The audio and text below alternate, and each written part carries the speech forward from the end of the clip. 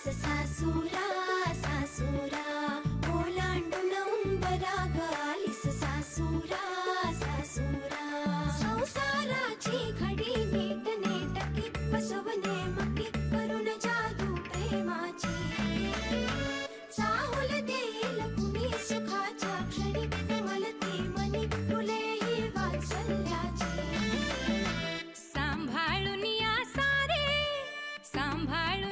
सारे बंधना त्यांचे थोडी थोडी कसरत तारेवरची लाड किसून मी ह्या घरची थोडी थोडी कसरत तारेवरची लाड किसून मी ह्या घरची राणी मी राजाची चाहुल इवल्या स्वप्नांची जणू लेक मी लाडाची जणू लेक लाडाची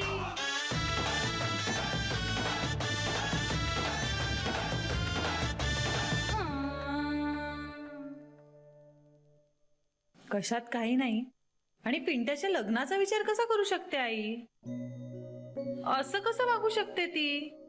लग्न करण्यासाठी श्रीमंत मुलगी हा क्रायटेरियाच नाही असू शकत ना. मुळात असा विचार कसं कोणी करू शकतं? मी बोलणार आहे आता आईशी. जान्हवी एक मिनिट, हे असं वाटूच कसं शकतं? असं म्हणण्यात काही अर्थ नाहीये. अगं जान्हवी आई आहे ती त्याची, त्यांची काही वेगळी स्वप्न असतील आणि अगं वाटायला काय कोणाला काही वाटू शकतं. अरे पण हा वेडेपणा आहे ना. उद्या श्रीमंत मुलगी या क्रायटेरियावर कोणाशी लग्न करून देणार आहे का आई पिंट्याचं? एक्झॅक्टली. या अटीमागचा धोका त्यांना पटवून दे. लोकांकडे खूप पैसा असतो अगं, अमाप पैसा असतो, वेगवेगळ्या पद्धतीने मिळवलेला. वाटेल तसं उडवत असतात लोक. पण म्हणून आपल्याला त्यात पडायचंय का? नाही ना. आपला मुलगा जर सरळ मार्गी आहे तर त्याच्यासाठी मुलगी सरळ मार्गीच हवी. मग भले तिच्या आईबाबांकडे 4 पैसे कमी का असेनात, पण मुलगी सरळ मार्गी हवी. आणि जान्हवी अगं, तुला जे वाटतंय ते सपशेल चुकीचंच आहे. असं म्हटलेलं कुणालाच पटत नाही. चिडचिड कमी करण्यासाठी बोल, चिडचिड वाढवण्यासाठी नाही. अरे पण मुळात घाई काय तेच मला कळत नाहीये. पिंट्याचं वय तरी आहे का एवढं? मान्य आहे मला, पिंट्या अजून लहान आहे. पण अगं आपण आपल्या माणसांकडे ना वेगळ्या चष्म्यातून पाहत असतो. पण जगाच्या दृष्टीने तो आता एक 24-25 वर्षाचा लग्नाळू मुलगा आहे. कबूल आहे श्री. अरे पण पिंट्याचा अजून कशातच जम बसलेला नाहीये. तो नोकरी करतोय बिचारा आणि त्याने लग्न करावं अशी परिस्थितीच नाहीये आता. हो हो हो मान्य आहे मला. तो आता फायनान्शियली स्टेबल नसताना त्यानं लग्नाचा विचार करूच नाही. तेच तर. त्या आधीच कसं त्याला भोवल्यावर चढवायचं? हे जे घाईकुतीला येणं आहे ना त्याचा राग येतोय मला श्री. बरं ऐक, मी काही आता बाबांकडे येत नाही. ऐक माझं, मला 1-2 मीटिंग सुद्धा आहेत. पण तू आता जा आणि बोल त्यांच्याशी. कारण मी जर आता त्यांच्या समोर असेल ना तर कदाचित त्यांना हा विषय नाही काढता येणार, थोडे ऑकवर्ड होतील. पण तू जा आणि त्यांच्याशी बोल आणि शांतपणे बोल. चिडचिड करायची नाही. हा, उगाच चिडलीस ना तर विषय वेगळ्या दिशेला जाईल. चिडचिड करून कुठलेही प्रश्न सुटत नाहीत, चिघळतात. ओके? चिडून अजिबात बोलायचं नाहीयेस. आलं लक्षात?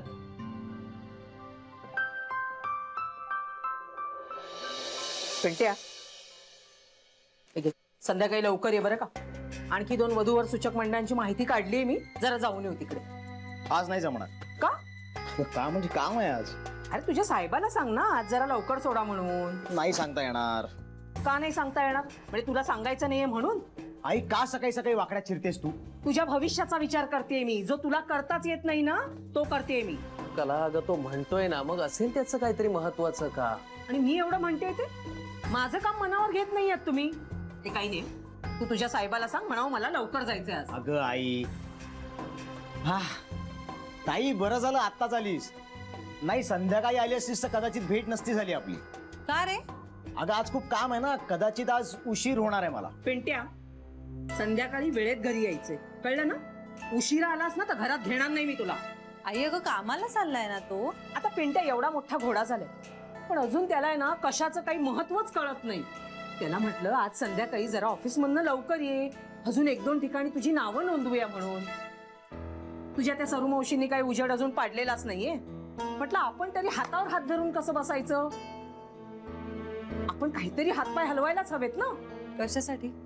कशासाठी म्हणजे काय? पिंट्याच्या लग्नासाठी. पिंट्याचं लग्न? हो. यार ताईडा, आता तूच समजावू नका हिला. माझ्या डोक्यात अजून खूप गोष्टी आहेत ग. लग्नाचा विचार दूर दूरपर्यंत डोक्यात नाही येत माझ्या. हो, मग जवळ आणा त्याला. अजूनही आपण नाक्यावर टवाळक्या करत बसलो असं जर असेल ना मनात, तर जरा जमिनीवर या. आई अगं, पण तो तेच म्हणतोय ना, त्याला त्याच्या जबाबदारीची जाणीव आहे, म्हणूनच आता लग्न नको. अगं, पण मग आई वडिलांची पण जबाबदारी आहे ना त्याच्यावर. का ती तितकीशी महत्वाचीच नाहीये? किती वर्ष राबायचं मी अजून? पुरे झालं. माझ्या मदतीला कुणी नको का? हे बघ बाई, आता तूच ह्याच्या डोक्यात काहीतरी प्रकाश पाड. जर शिकला असता ना, तर जरा चांगल्या पगाराची नोकरी तरी मिळाली असती. श्रीमंत पोरींच्या आई बापांनी रांगा लावल्या असत्या. पण हा लाकडाचा ओंडका हलवल्याशिवाय हलतच नाही. सतत ह्याला धक्काच द्यावा लागतो, तर हा पुढे जाणार. आई बास कर गा आता. लग्न या विषयावरून वाद व्हायला मी काही 40 वर्षांचा झालेलो नाहीये. 40 वर्षांचा झालास ना, तरी तुझ्या डोक्यात अक्कल येणारच नाहीये. बायको तरी हुशार शोध, नाही तर तुझा संसारही मला अगदी कंबर कसून करावा लागेल. बायको बायको, लग्न, संसार, पैसा, पगार, बस. पिंट्या, आनंद महत्वाचा वाटतच नाही काही तुला. पिंट्या प्लीज, तू चिडू नकोस ना. शांत हो बघू, शांत हो. वास झाला आता. पिंट्या, अरे जानू, पाहिलंस ना, हे ह्याचं असं बेताल वागणं वाढतच जाईल. त्याची काळजी वाटते ग. आणि तरुण मुलांच्या पायात साखळ्या ठोकणं गरजेचं आहे कधी कधी, नाहीतर हाताबाहेर जाईल पोर. अगं, पण स्वतःच्या मुलावर विश्वास असा काही असतो का नाही? त्याच्यावर विश्वास आहेच हो, पण जग वाईट आहे ना. सगळं कसं वेळेवर उरकायला हवं. या असल्या भोळसट पोराला कोणी नादाला लावलं तर? कला, अगं तू काय बोलतेस? तुला तरी कळतंय का? बाबा एक मिनिट, शांत व्हा. आई बाबा प्लीज, तुम्ही दोघंही शांत व्हा. मी आधी जाऊन पिंट्याला गाठते, मला त्याच्याशी बोलायचंय. तोपर्यंत तुम्ही दोघंही या विषयावर काहीच बोलणार नाही आहात प्लीज. मी आले.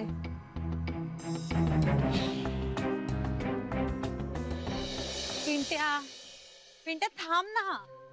पिंट्या प्लीज माझ्याशी तरी बोल ना. इकडे बघ, माझ्याकडे बघ, इकडे बघ. मी आल्यामुळे हे सगळं वाढलं का रे? मी आले म्हणून आई जास्त चिडली. मी नाही ते यायलाच नको होतं. नाही यार ताई, तसं नाहीये काही. तू उलट थांब नाही ते प्लीज. अरे ताई, मी काय करू म्हणजे हिचं समाधान होईल ग? आता नाहीये माझं अभ्यासात डोकं, नाहीये मी हुशार. मी काय करू त्याला? त्यावरून सतत बोलणी खातच असतो ना. ताई, आजवर वाटेल ती नोकरी केली मी, अंगावर पडेल ते काम केलं, तरी पैशांवरनं सतत बोलणी खात असतो ते. आणि आता काय? लग्न. बरं, एकीकडे स्वतःच मला नाकारता म्हणते आणि दुसरीकडे माझं लग्न लावते. ताई, मी काही केलेलं तिला पसंत नसतं. सतत मला दाखवून देत असते मी कसा चुकीचा आहे, मी कसा चुकतोय. ताई, मला काहीच जमत नाही का ग? सगळं चुकीचं करत असतो का मी?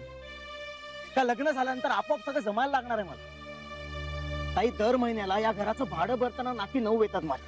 अशात कुठून करू लग्न? कुठून पोसू बायकोला? या घरात आत्ताच्या घडीला तिसरा माणूस नाही परवडू शकत कोणालाच आम्हाला. आता ही मिळालेली नोकरी टिकवण्याचा प्रयत्न करतोय. उरलेल्या वेळात इंटरव्ह्यू देऊन येतो. का? 4 पैसे घरात येते, आईला बरं वाटेल, बाबांना बरं वाटेल. काही लोकांसमोर हात जोडतो, पाया पडतो. तुमच्याकडे असेल ते काम द्या, मी करेन, पण मला पगार वेळेवर द्या. पण ते परवडतं माहितीये का मला? ती बोलायला लागली नाही, कान दुखतात माझे, डोकं बधीर होतं. कधी कधी तर अशी भीती वाटते तिने ठरवलं ना तर बेशुद्ध करून लग्नाला उभं करेल मला. काहीतरी बोलू नकोस पिंट्या.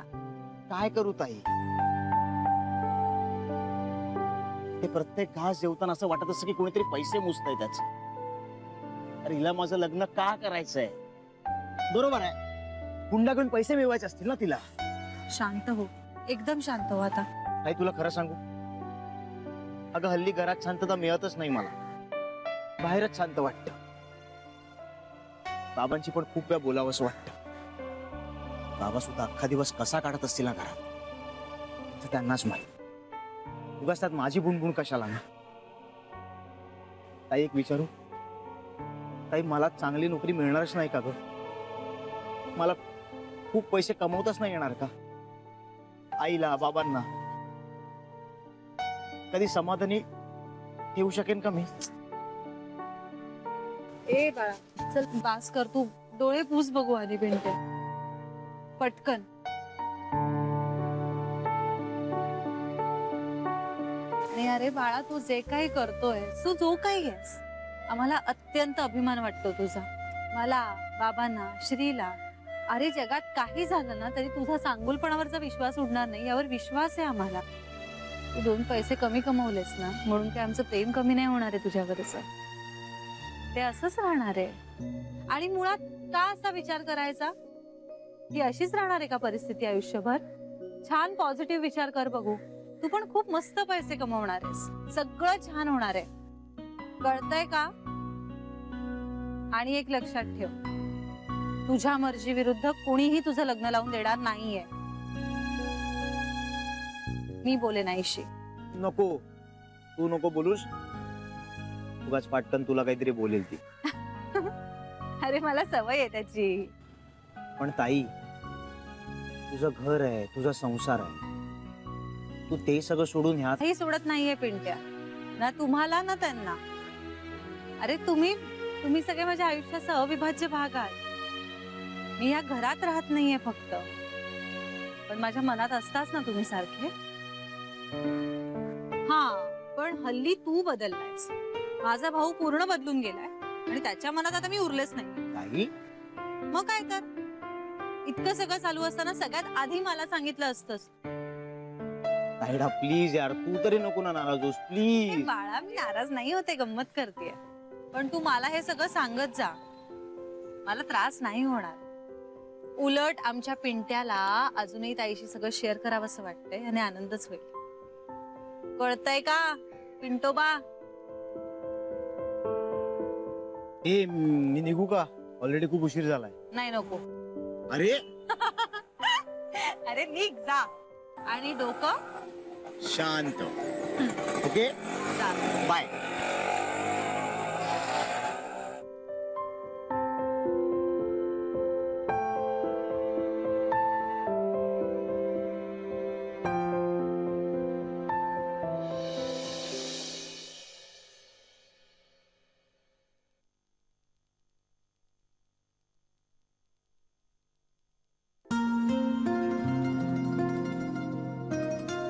कशा आहात?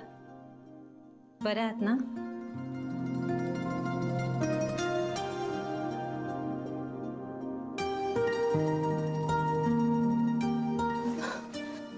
बाकी इतकी घुमी आहे ही बाई.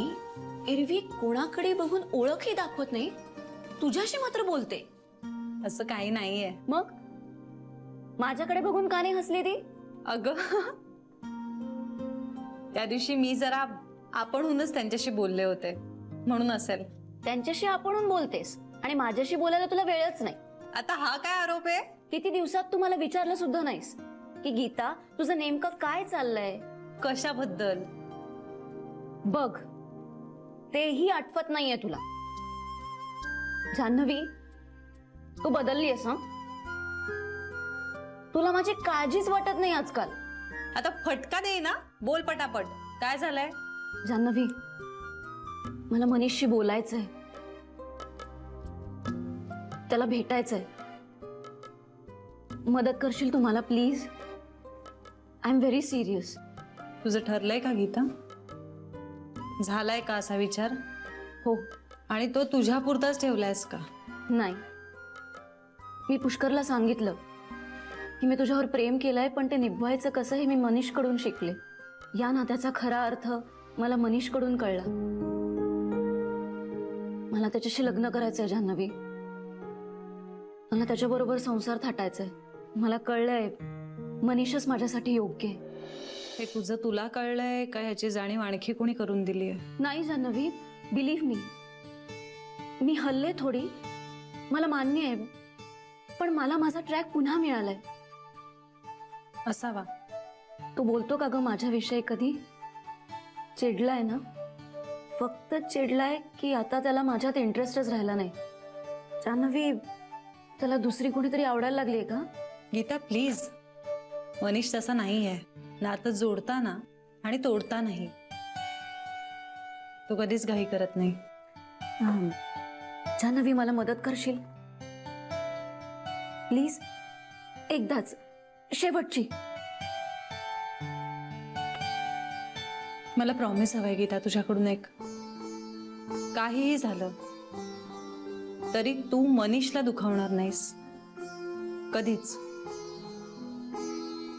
प्रॉमिस.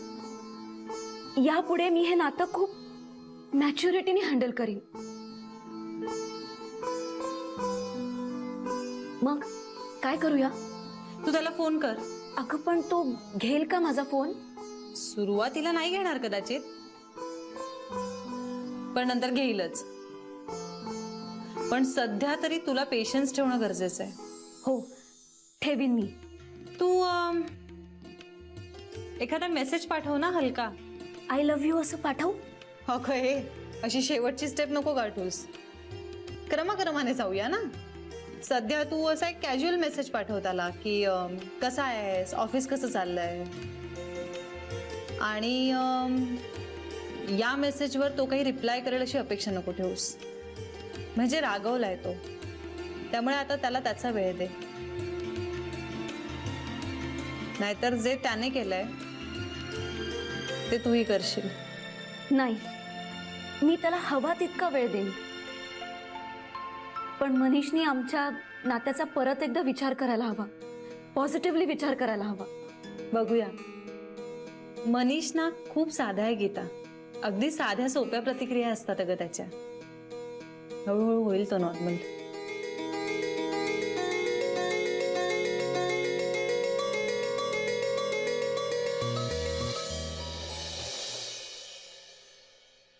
मला असं वाटतं की आपण एक क्वार्टर थांबूया अजून. म्हणजे आपली प्रॉडक्ट्स या रिजन मध्ये आता नवीन आहेत. म्हणजे अर्थात आपल्या लेबल खाली ही नवीन आहेत. आणि आपल्याला कॉम्पिटिटर्स सुद्धा खूप आहेत. शिवाय लोकांना ही प्रॉडक्ट्स आवडण्यासाठी आपण त्यांना थोडा वेळ द्यायला हवा. सो आय गेस आपण आणखीन बंबाड करूया. Fair enough. मग श्री excuse me. ये ना.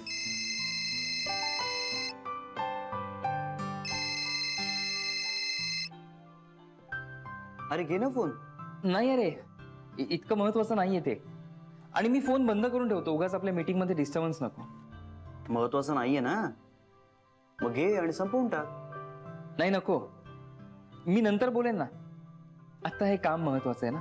गीताचा फोन आहे ना. मनीष, हो, मग का घेत नाहीयेस? कारण मला तिच्याशी बोलण्यात इंटरेस्ट नाहीये. एनिवेज मी काय म्हणत होतो, हे जे मनीष बोल माझ्याशी. नको ना श्री. अरे इतकं महत्वाचं नाहीये ते. It is not so important. Manish तुला त्रास होतो या सगळ्याचा. हो, कारण मी मूर्ख आहे. मी एक्स्ट्रा सेन्सिटिव्ह आहे. मी पटकन इन्व्हॉल्व होतो. And I should stop being an emotional fool. You're not. Manish, actually you're not. You are a normal human being. तू एक नॉर्मल माणूस आहेस. प्रत्येक माणूस प्रेमात पडल्यानंतर या फेजेस मधनं जातोच. तसा तूही जातोयस. आणि यात तुझी काहीच चूक नाही आहे रे. पण तरी त्रास मलाच झाला ना श्री. मी तेच तर म्हणतोय ना. मला नाही बोलायचंय तिच्याशी. अरे पण का? काय बोलू मी तिच्याशी? मनीष तू एकदा बोलायला लागलास ना की तुला शब्द सुचतील आपोआप. तेच नकोय मला. हे असं आपोआप बोलायला सुचणं, नॅचरली बोलायला सुचणं, इम्पल्सिव्हली असं वागणं, हे नकोय मला.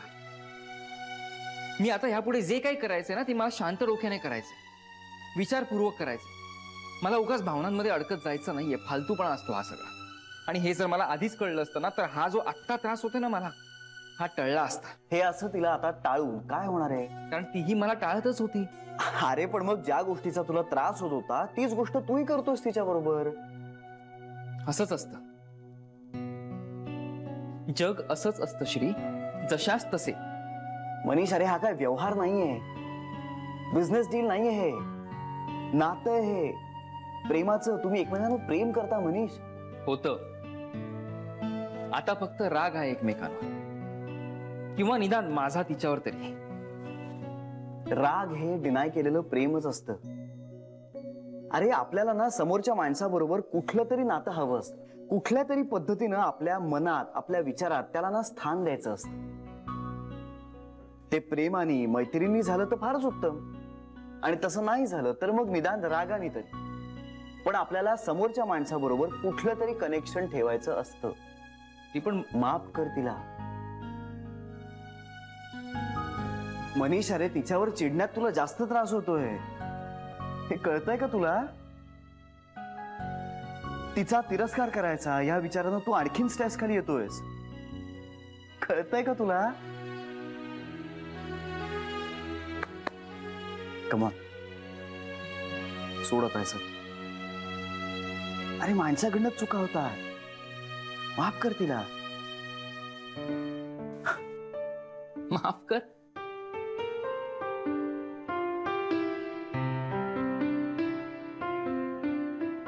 श्री, माझ्या जागी तू असतास तर जान्हवीला माफ केलं असतास.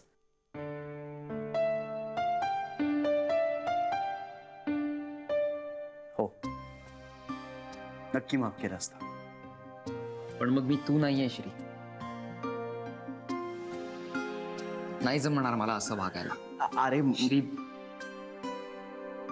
मी येऊ प्लीज.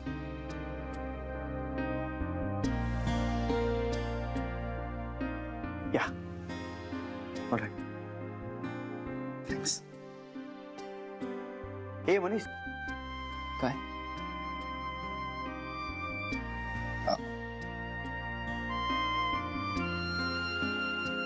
सॉरी.